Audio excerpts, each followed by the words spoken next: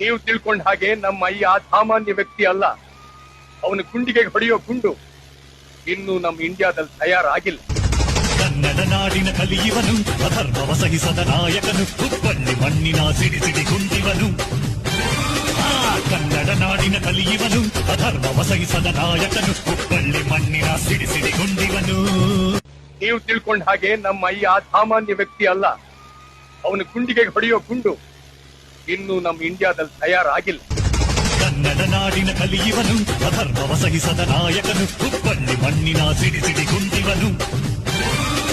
ಕನ್ನಡ ನಾಡಿನ ಕಲಿಯುವನು, ಅಧರ್ಮವ ಸಹಿಸದ ನಾಯಕನು, ಹುಬ್ಬಳ್ಳಿ ಮಣ್ಣಿನ ಸಿಡಿ ಗುಂಡಿವನು.